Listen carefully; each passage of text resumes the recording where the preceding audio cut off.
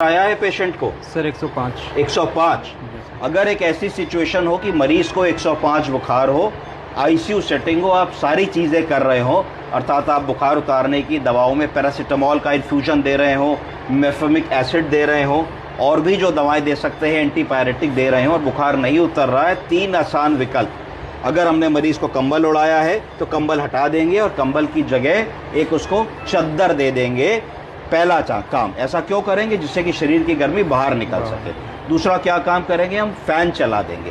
Fan चलाने से भी बुखार मरीज का कम होगा। तीसरी चीज़ हम करेंगे कि ठंडे पानी की पट्टी लगाएंगे। कोई बता सकता है कि ठंडे पानी की पट्टी क्यों लगाएंगे? जी सर। उससे क्या होगा?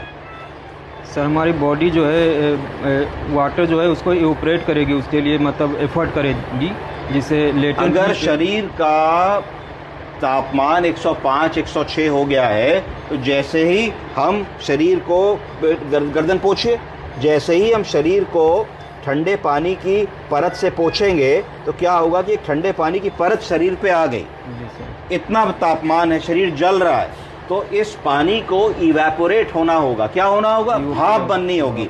इस पानी को इवेपोरेट होने के लिए, भाप बनने के लिए ऊर्जा की ज़रूरत है। जब आप नहा करके अगर धूप में चले जाइए तो 2 मिनट में सूख जाते हैं, तो थोड़ी देर ठंड लगती है, फिर सूख जाते हैं। क्यों ठंड लगती है? क्योंकि शरीर की सतह पे जो पानी है वो जब इवेपोरेट होगा तो energy, latent heat of fusion for evaporation, वो तापमान शरीर से निकल जाएगा। तो यानी कि 105 बुखार पे जब हम पट्टी कर देंगे तो 2-3 डिग्री तापमान इसलिए कम हो जाएगा क्योंकि उस पानी को उड़ाने की ताकत, ऊर्जा उस टेम्परेचर से मिलेगी। इसलिए हमें पट्टी करनी है। तो पट्टी कर देनी है, पंखा चला देना है, ब्लैंकेट को हटा देना है, ब्लैंकेट हटा करके पतली चद्दर लगा देनी है, और देखना है कि अगर हमारा एंटीपायरेटिक ड्रग को दिए हुए 4 घंटा हो गया है तो वैसी चीज़ रिपीट करनी है। प्लस अगर बुखार आ रहा है, मरीज आईसीयू सेटिंग में है, वेंटिलेटर पे है और एंटीबायोटिक्स चल रही हैं, तो रीअसेस करना है या रिकंसिडर करना है कि कहीं कोई ऐसा बग तो नहीं है जो हमारी एंटीबायोटिक की कवरेज में ना आ रहा हो।